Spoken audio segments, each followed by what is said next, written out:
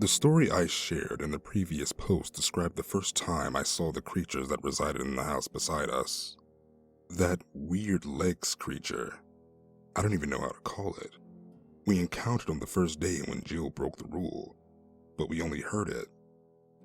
It was rare that someone breaks the rules about food, because Lizzie and Evangeline made sure all the time there is no food outside the locked kitchen. But we as humans are prone to making mistakes, and a couple of times this rule was broken. I learned that there's not a big consequence for breaking that rule, except the trashed kitchen and creepy sounds that you can't forget. Keep in mind, you need to be well hidden because something far worse could happen then. The rule about scratching behind the walls started happening more often, once or twice a week to be more exact, so I constantly had a jacket nearby in case I have to go outside. Also, the thing that roamed around the house when that picture turned upside down didn't come out often for the first couple of months since we moved there. Once, Jill and Anne were alone with Lizzie when that happened. They hid in the closet upstairs but were not able to see the creature like I did thanks to that small hole. The next time it happened, we were all home. My mother was giving us lessons from geography when Lizzie shouted for us to hide. Mother hid as well, and I only heard the sound that those chains produced while being dragged across the floor. Since the day I saw it, we had to be more careful about the picture. We could see the pictures turning upside down once or twice in 2 weeks. I came to the conclusion that this rule was the reason why there are so many closets in the house. I don't know if the creature knew I peeked from that hole, so it decided to show up more often, or it's just a weird and twisted coincidence. All I know is that I don't want to be out of my hiding place when this rule comes into play. You can never simply get used to this house. It always finds ways to surprise and frighten you. I remember our first week here, which left big consequences on our mental and physical health. I'm sure I have a bigger risk to get a psychosomatic disease because of the amount of stress and negative emotions my body has to deal with on a daily basis. One of the things that I wanted to share in this post is one of the rules that comes in play every Saturday. Rule 7. Evangeline leaves the house every Saturday from 12 to 1:30. She will give you the kitchen key, but you are not to prepare any food for yourself during that time. Around 12:45, you will hear the sound of bones crackling upstairs. Go to the kitchen and leave a big piece of raw meat outside of the kitchen door. Lock yourself in and don't make a sound. Don't go out until it moves away from the door and you can't hear bones cracking anymore. My first time with this rule resulted in me almost getting murdered by the thing which calls herself Maya. That Saturday, Evangeline left the house at that exact time without saying a word to us. My mother asked Lizzie about it, but she simply responded with, she went to buy a couple of things for the house and continued cleaning. Couple of minutes after that, my mom got ready to go to the graveyard nearby where her parents are buried. She usually goes there every Saturday. I would sometimes go too. Since the weather was bad, I stayed home along with my sister. I still didn't memorize all of the rules and completely forgot what is to come during this time. My sisters played with some toys in the living room while I wrote a poem. It was my first time trying to write a love poem. My crush from that time was fictional from one of the books I read. Don't judge me, please. I was 12 years old. Lizzie cleaned around the house and was upstairs at that moment. Suddenly, I heard her footsteps rushing down the wooden stairs. We all looked in her direction when she showed up at the door of the living room.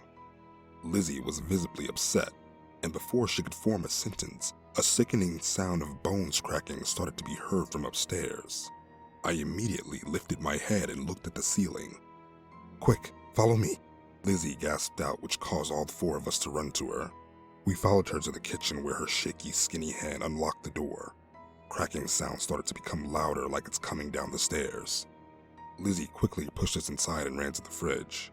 We were silently observing her while anxiety slowly started to turn into intense fear. My gut feeling worked a lot in this house, and I immediately knew this is far from good. She placed the plate with raw meat in front of the door and a swift motion locked it. Billy was about to say something, but Lizzie put her index finger on her thin lips, gesturing her to be quiet. The sound of bones cracking was getting closer to the door, and in that moment, I started to remember the seventh rule. From the other side of the door, a raspy female voice could be heard repeating, "Maya is hungry. Feed Maya." Shivers immediately run down my whole body, and I saw my youngest sister starting to tear up. Lizzie bent down and hugged Billy in case she starts to cry or make some noise. "Maya's hungry. Feed Maya." The voice repeated again, followed by the disgusting sound of eating. It sounded like a wild animal that starved for days and finally found something to eat. Listening to the sound, I felt disgusted and scared. I could have puked. Disgust and fear mixed in me. I glanced over to my sisters that were sitting on the kitchen floor and Lizzie, who hugged Billy tight. I was the closest one to the door. The creature on the other side ate like mad, and its bones cracked so loud that I felt dizzy from that disgusting sound. It sounded like it was breaking its bones constantly. I'm not even able to describe how ugly it sounded. We waited patiently for that Maya thing to finish its meal when Billy suddenly sobbed out really loud. I immediately looked at her and Lizzie, whose face went pale. The sound on the other side stopped. "Maya hurt someone. Maya wants to see you." It started scratching at the door, repeating the same sentences over and over again. At that point, I wanted to move away from the door, but I was too scared. My body completely froze. I wanted to move, but I simply couldn't. I couldn't react in any way. The fear was too much for me. Scratching turned to bangs, which only seemed to get harder. The creature started screaming. "Maya's still hungry. Maya wants to eat. Feed Maya." The door shook like it would fall down at any moment. Cracks started to appear in the wood. Lizzie pulled me by my arm, and in that moment, the creature made a hole in the door. Its hand was desperately trying to grab something while it screeched and repeated that it's still hungry. Billy's cries became obvious now, which seemed to anger that thing more. Seconds later, it managed to break a really big hole in the door, enough for it to crawl through and kill us while we could just watch, frozen in fear. My sister screamed when it managed to get inside. Lizzie quickly pulled me back and we both fell on the cold floor, but the Maya thing managed to get hold of my leg, causing me to let out a scream. I came face to face with a pale female whose chin was broken and hanging. Skin kept it from falling to the floor completely. She had an abnormally long tongue and her sharp teeth that had pieces of meat she ate on it. Her eyes were completely pushed back in her skull that for the second you would have thought she was eyeless if you didn't look at her better. Her long black hair covered her breasts and she had several deep wounds that bled. That Maya thing gripped my ankle harder with its skinny hand that was twisted in an unnatural way along with her other limbs. I can't even describe it. As she gripped my ankle, the cracking sound of her bones could be heard again. I could feel her broken bones through her thin skin. When she came close to my face, I could smell the scent of blood and something rotting. I wanted to puke badly, but I wasn't able to react due to the incredible fear that paralyzed me. She then dug her claws into my leg, causing me to cry out in pain. In seconds, I thought that this is it. That is my end, and I will be eaten alive. But the old lady Lizzie saved my life that day. She started throwing all of the meat we had in the house.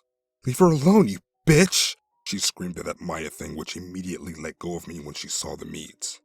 She started grabbing and shoving it in her mouth as much as she could. When she ate it all, she started crawling back upstairs while mumbling something we couldn't make out. I was still on the floor. My ankle was bleeding and the pain was unbearable, but I simply looked at her eating everything from the floor without being able to move my eyes from her twisted form. When she left, Lizzie rushed to me along with my sisters. "Oh my God, my child. I need to get the first aid kit."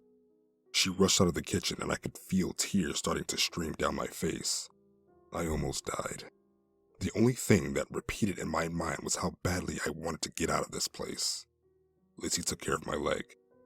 They helped me and sat me down on the sofa in the living room.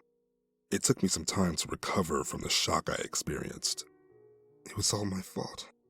I should have sent you to go with your mother. Lizzie paced up and down the room. It's not your fault, Mrs. Lizzie. I'm the one who's to blame, Billy said, looking down. Her voice was quiet, like she was about to cry. No, you're not. You were just too scared. A child doesn't deserve to go through this. I put my hand on her cheek, assuring her that it wasn't her fault. I couldn't blame her for anything. She's just a child. She looked at me and wiped away the tears from her eyes. Half an hour later, my mother came. She was more than upset when we told her. She apologized for leaving us here during this time and repeated how we will have to pray and endure this until we have a place to live. I tried to understand how hard her position was. She was also living in fear, but we couldn't starve in the streets either. We had nowhere else to go. At exactly 1:30, Evangeline came home. My mother rushed to her, trying to grab her hand, but she backed away. What the hell is wrong with this place? My mother shouted while Evangeline kept her usual blank expression. What happened now? She asked, turning around and walking towards the kitchen, but she immediately stopped when she noticed the mess. Maya caused you a problem? She turned around to face my mother. Whatever it is, it hurt my Amelia, she shouted again, pointing towards me, who sat on the sofa with bandages on my right leg. You made a sound, didn't you? She looked at me while I struggled to form words, but Billy interrupted me. I sobbed out. I was crying, and because of me, it broke into the kitchen. Evangeline walked up to her and bent down on her height. Have you tried counting pink rabbits when you feel like you will cry? Billy shook her head and Evangeline continued. Next time you want to cry, think about pink rabbits. Count them and you will not cry. Maya hates children, especially those that cry. She got up. So your sister got in trouble. You interrupted her meal.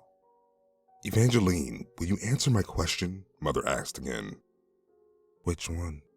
We will talk about the way you behave in this place. She moved her gaze from my mother to Lizzie. Clean the mess up. I will solve the rest. Lizzie nodded and rushed towards the kitchen to do her job. A couple of hours later, things kind of settled down. I was sitting in the living room trying to finish the poem I previously started that day. I wanted to distract myself from the anxiety I felt. My mother and Lizzie were in the kitchen trying to fix the door. Evangeline had a new wooden door outside for emergency, as she said. I guess she meant in situations like these. I was so deep into my poem when my creepy cousin approached me. The cold air she brought with her presence immediately brought me back to reality, and I lifted my head to look at her. The scent of her perfume filled my nostrils, and I felt like her blue eyes could see my deepest secrets and feelings. She leaned down a bit, motioning me to open my palm. I did as she wished. She said quietly, Maya wants to apologize to you. She sent you this. Evangeline then put a necklace in my hand, but when I saw what it was made out of, I almost screamed and dropped it to the floor. Instead, I bit my tongue and looked at her. Don't throw it away. Keep it somewhere. It's better for you. Maya hates when others don't appreciate her gifts. I nodded and she slowly walked out of the room. As she left, I put the necklace on the table and sighed deeply, feeling anxiety tear me from inside. That creature basically gave me a raw chicken heart attached to a rusty old necklace. I felt like I'd puke and then faint, but I decided to take it to my bedroom and leave it in one of the boxes. After Evangeline's words, I was too afraid to throw it away. I was afraid that Maya would hurt me again, and this time it could be deadly. I still have that necklace. Heart rotted and the wooden box smells really bad, but I'm scared to throw it away. Maya isn't a friendly creature at all. Actually, the only friendly one here is Maggie. There is a rule that talks about her. 15. If you see Cordelia friendly meowing at an empty space, say, "Hi, Maggie," and don't look back at that direction for 5 minutes. Maggie hates to be seen. Based on her voice, I could say that thing Maggie is a child. A really friendly one, to the point that even Evangeline's creepy, serious, hairless cat loves her. Even one of my encounters with Maggie wasn't so scary like other things that lived throughout the house. She would usually appear in the living room at the corner where Evangeline kept shelves with books and figures. Cordelia would stare at that place, then she would start purring and meowing. That was the sign I need to turn my back to that place and continue doing whatever I was doing at that moment. I had never seen Maggie, but I heard her. She would play with Cordelia and even sometimes compliment my outfit and hair, but I wouldn't dare say anything because I was too afraid it would break the rule. Also, she seemed not to mind me being quiet. Recently, I asked Evangeline can I answer her when she talked to me, and she said that I can say thank you if she compliments me. But if she says anything else to me, I'm not to respond to it. Besides Maggie, there's another thing that Cordelia warned us about. It didn't happen that much often though, at least not to me. It's Rule 16. If you see Cordelia hissing and standing at the stairs, you have exactly 5 minutes to hide in the basement. The first time I experienced this rule, I was in the middle of a school lesson. Since we're homeschooled, our mom is teaching us. Cordelia slept on Evangeline's rocking chair when she suddenly jumped up and ran towards the stairs. Her behavior immediately caught our attention, and when we heard her hissing, we knew what we had to do. Mother rushed us to the basement and turned on the lights before we entered. She locked the door while we went down the stairs. We didn't have a need before to go down here. The only one that went was Lizzie because of the freezer they had there. Minutes after, we heard a knock on the door and a voice followed. Open the door, Elizabeth. We have to get in. It was Evangeline, and Lizzie could be heard too. Hurry up, she demanded without changing the tone of her voice. Mother hesitated for a second, thinking about how it could be something else pretending it's Evangeline, but she rushed up the stairs and asked, "Which month is my birthday?" "July 6th, the voice answered. Mother unlocked the door, and it really was Evangeline and Lizzie. Auntie, you locked me out of the hiding place in my own house. This could be followed by a smirk or a frown, but her voice was still the same and her expression stayed blank, emotionless.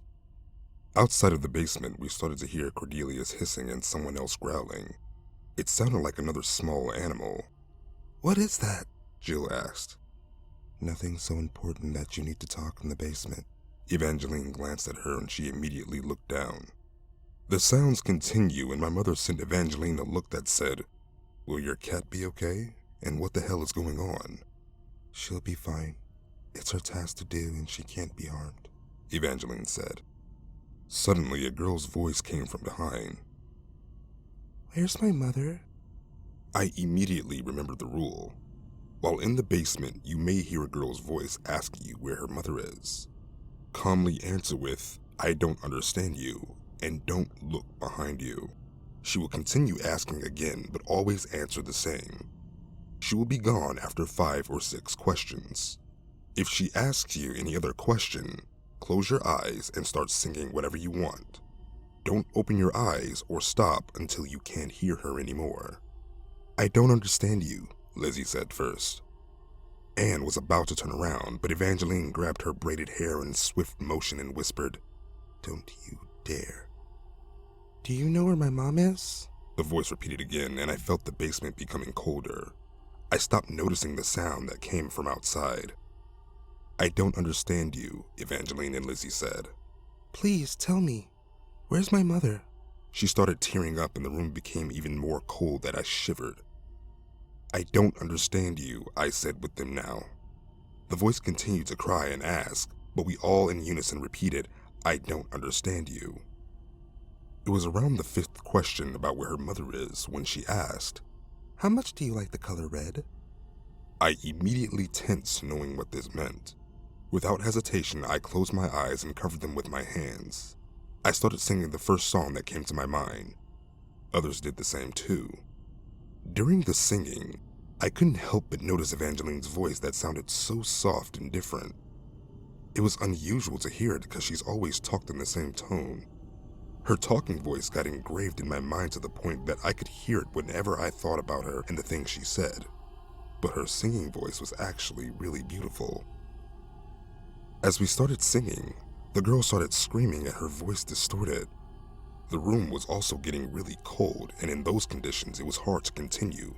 But I felt like my life depends on it, so I continued singing everything that came to my mind. Sometimes others followed. Sometimes they sang what the first thing came to their minds too. 3 or 4 minutes after, it stopped. We opened our eyes and we didn't hear growling and hissing from outside anymore. Without a word, Evangeline took the key from my mother and went to unlock the door. She was the first one who exited. When we did too, I noticed Cordelia covered in blood. Oh, God. Jill gasped, covering her mouth. It's not her blood. Evangeline picked her up, carrying her towards the bathroom. She is protecting us. We got back to our lesson after that. Apparently, there is a thing in the house smaller than Cordelia, and it is really dangerous and unfriendly towards us. But it's deadly afraid of cats, so Cordelia was just doing her job of protecting us from it. As for the girl in the basement, I haven't encountered her often because I avoid as much as I can to go downstairs if I don't have to. Also, I try not to stay in the house between 12 and 1:30 on Saturday when Maya goes out to eat. I don't want to be that close to her again.